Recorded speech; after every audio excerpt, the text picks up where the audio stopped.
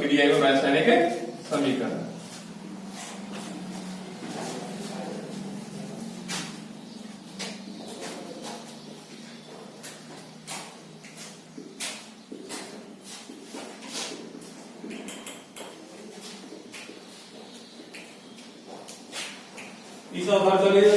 रासायनिक अभिक्रिया रासायनिक समीकरण।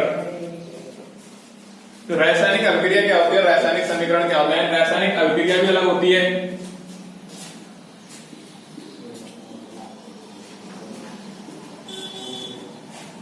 और रासायनिक समीकरण भी क्या होता है, अलग होता है।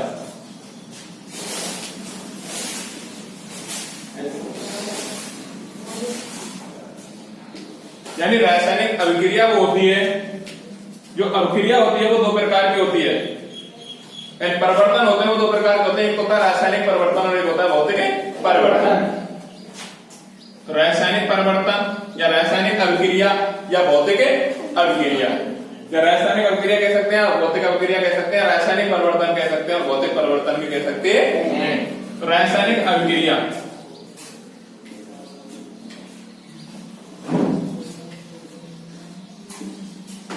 रासायनिक अभिक्रिया क्या है?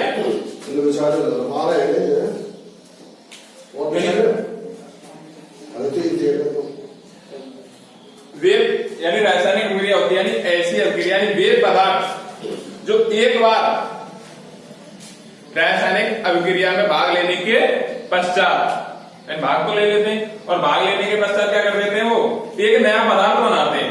क्या बनाते हैं? नया पदार्थ। और नया पदार्थ बनाने के बाद वे पुनः अपनी प्रारंभिक अवस्था में नहीं आते। यानी अगर वो पुराने जो प्रारंभिक अवस्था है अगर उसमें आ जाएंगे तो वो कौन सा परिवर्तन है?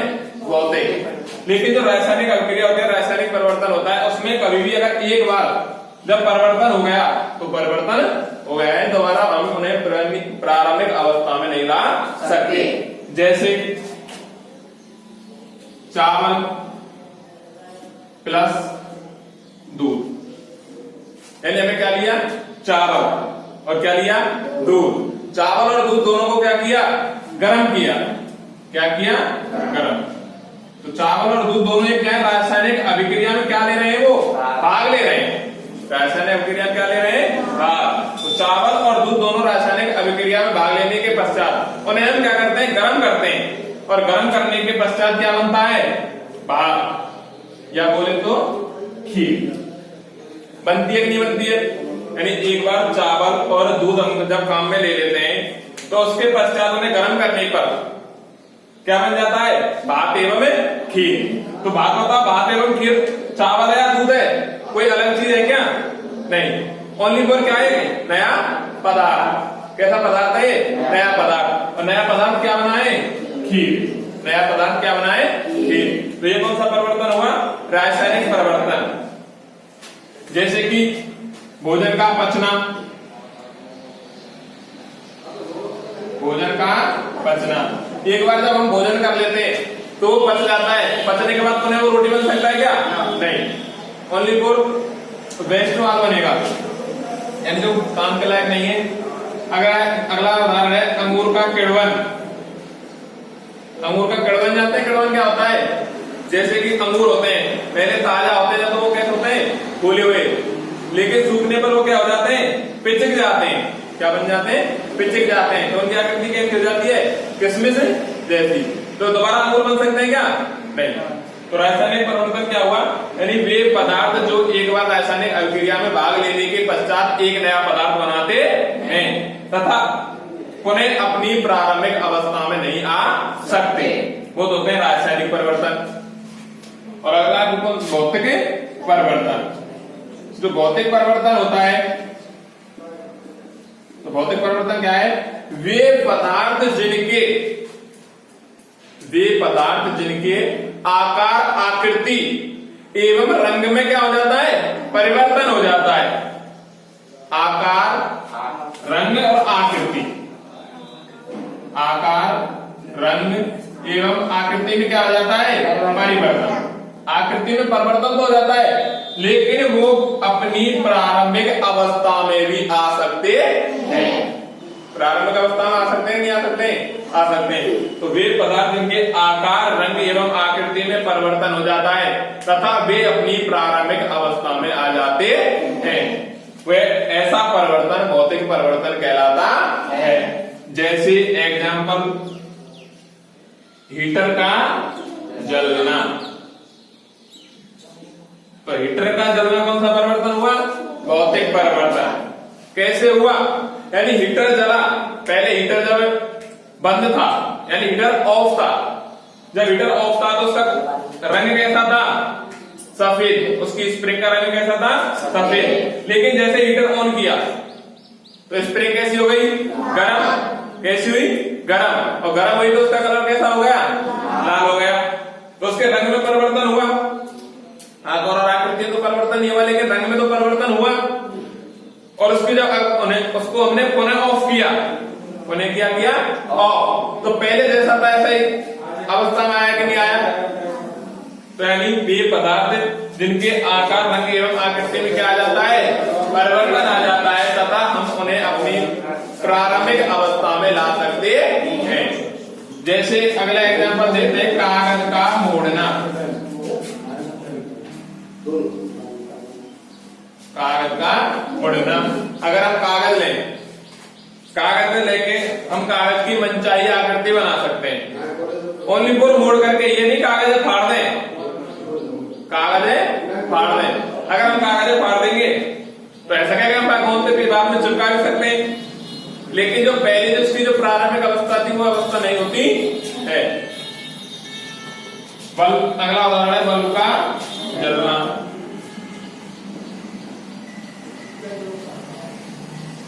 तो ये हो गया हमारे भौतिक परिवर्तन और रासायनिक परिवर्तन। अगर हम बात, जैसे कि हम देखते हैं भौतिक परिवर्तन एवं रासायनिक परिवर्तन, तो उनके लिए हमें सबसे पहले जरूरी है तत्वों के बारे में जानकारी। यानी हमें पहचान किससे होती है? तत्वों से। अगर रासायनिक अभिक्रिया कोई भी चीज करनी है तो उसके लिए क्या जरूरी है? तत्व। अगर हमें तत्वों के बारे में पता है तो हम रासायनिक अभिक्रिया कर सकते हैं, और तत्वों के बारे में अगर नहीं पता है तो हम रासायनिक अभिक्रिया नहीं कर सकते। तो जो रासायनिक समीकरण होता है, ये तो हो गई रासायनिक अभिक्रिया। अब बात करते हैं रासायनिक समीकरण की। तो जो रासायनिक समीकरण होता है, उस रासायनिक समीकरण में अभिक्रिया करने के लिए, क्या करने के लिए? अभिक्रिया करने के लिए तत्वों की क्या पड़ती है? आवश्यकता। यानी दो तत्व हमेशा क्या करते हैं? अभिक्रिया करते हैं। कोई एक वस्तु हमेशा अभिक्रिया कर सकती है क्या? मान के चलो कोई एक है, अकेला है, वो कुछ अगर एक आता है तो एक आप तो ताली बजा सकते हैं क्या? नहीं। तो तत्व है, तो यानी जो रासायनिक समीकरण होता है, रासायनिक अभिक्रिया होती है, उसमें हमेशा कितने पदार्थ भाग लेते हैं? दो या दो से अधिक। दो या दो से अधिक। तो देखो यानी दो या दो, एक तो होता है तत्व। तत्व क्या होता है? जो कैसा होता है? हमेशा अकेला होता है। तत्व हमेशा कैसा होता है? अकेला। और दूसरा होता है यौगिक। यौगिक यानी यौगिक का मतलब है यौगिक का अगर संधि विच्छेद करें तो योग प्लस एक, योग प्लस एक। योग माने क्या होता है? जुड़ना। योग माने क्या होता है? जुड़ना। यानी जिसमें दो या दो से अधिक पदार्थ आपस में जुड़ते हैं वो क्या कहलाता है? यौगिक। और तत्व कैसा होता है? हमेशा अकेला। जैसे कि N फोर क्या होता है? Nitrogen. H four hydrogen. O four oxygen. Fe four लोहा। Mg four magnesium. Al four aluminium. C four carbon. तो ये क्या है? सभी तत्व हैं। जबकि यौगिक क्या होते हैं? जिसमें दो या दो से अधिक तत्व या दो या दो से अधिक पदार्थ जुड़कर के एक नया पदार्थ बनाते हैं। जैसे कि एग्जाम्पल पूरा अगर बात करें, सी क्या है? कि कार्बन है। अगर इसके साथ हम ऑक्सीजन जोड़ दें, क्या जोड़ दें? ऑक्सीजन। O2, तो ऑक्सीजन को जोड़ने पर क्या बनता है? CO2। तो नया पदार्थ बना कि नहीं बना? तो ये क्या है? यौगिक। ये क्या है? यौगिक। और ये क्या है? तत्व। कैसे रहते हैं? अकेले। तत्व हमेशा कैसा रहता है? अकेला। और यौगिक हमेशा कैसे होते हैं? जुड़े हुए। तो C+O2। अब एक बात ध्यान रखना है, जो O2 होता है O यानी ऑक्सीजन, O यानी ऑक्सीजन, ऑक्सीजन है वो हमेशा द्विपरमाणिक है। कैसा है? द्विपरमाणिक। द्विपरमाणिक का मतलब होता है ऑक्सीजन कभी भी अकेला नहीं रहता है। अब ऐसे कि जैसे कि वो कभी कभी अकेला पाया जाता है, तो एक अपवाद है। क्या है? अपवाद। लेकिन अधिकतर जो ऑक्सीजन होता है वो कैसा होता है? दो के साथ जुड़ा हुआ होता है, द्विपरमाणिक होता है ना। आपने कहीं भी देखा होगा, कहीं भी देखना तो हमेशा O के साथ क्या मिलेगा? दो, यानी O2 जरूर मिलेगा। और O2 क्यों मिलता है? क्योंकि वो हमेशा अकेला नहीं रहता है। तत्व और यौगिक। तो हम रासायनिक समीकरण की बात कर रहे हैं। रासायनिक समीकरण यानी रासायनिक जब अभिक्रिया कराते हैं तो रासायनिक अभिक्रिया में तत्व भाग लेते हैं। क्या भाग लेते हैं? तत्व। तो तत्व भाग लेते हैं। तो रासायनिक अभिक्रिया कराने के लिए, तो रासायनिक अभिक्रिया में दो पदार्थ बनते हैं। एक होता है अभिकारक, एक होता है अभिकारक, और एक होता है उत्पाद। एक तो क्या होता है? अभिकारक, और एक होता है उत्पाद। तो अभिकारक क्या होता है? उत्पाद क्या होता है?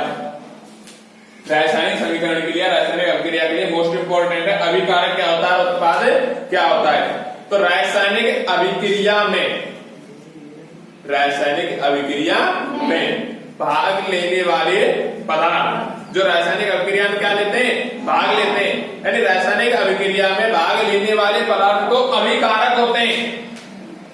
भाग लेने वाले पदार्थ तो क्या होते हैं? अभिकारक। लेकिन भाग लेने के पश्चात बनने वाला नया पदार्थ, जो रासायनिक अभिक्रिया में भाग लिया है और उसके पश्चात जो नया पदार्थ बना है, वो होता है उत्पाद। वो क्या होता है? उत्पाद। तो अगर हम बात करें C+O2 था, C+O2, तो भाग कौन कौन ले रहे हैं? C4 कार्बन, O2 और ऑक्सीजन। दोनों रासायनिक अभिक्रिया में क्या ले रहे हैं? भाग ले रहे हैं। तो भाग लेने वाले तो कौन है? अभिकारक। लेकिन भाग लेने के पश्चात जो नया पदार्थ बना है वो कौन है? CO2। तो CO2 क्या है? उत्पाद। कभी कभी एग्जाम में क्वेश्चन समीकरण बना करके दे देता है, यानी समीकरण लिख दिया C+O2 = CO2, और समीकरण लिख करके क्या बोलेगा कि निम्न अभिक्रिया में अभिकारक कौन सा है और उत्पाद कौन सा है। तो रासायनिक अभिक्रिया में जो भाग लेगा वो तो क्या है? अभिकारक। और भाग लेने के पश्चात जो बनेगा वो क्या है? उत्पाद। तो अभिकारक और उत्पाद जो रासायनिक अभिक्रिया में क्या लेते हैं? आपस में भाग लेते हैं। जैसे C+O2 क्या बना? CO2। और वो क्या हुआ? तो अभिकारक और उत्पाद के बारे में पता चल गया कि अभिकारक कौन सा है और उत्पाद कौन सा है। अगला वो है, यानी जो रासायनिक समीकरण होता है, रासायनिक अभिक्रिया होती है, रासायनिक समीकरण और रासायनिक अभिक्रिया में जब हम कोई भी रासायनिक समीकरण को संतुलित करते हैं, क्या करते हैं? संतुलित। तो संतुलित करने के लिए हमें पहले दो नियम पढ़ने होते हैं। एक नियम होता है द्रव्यमान संरक्षण का नियम। कौन सा नियम है? द्रव्यमान संरक्षण का नियम।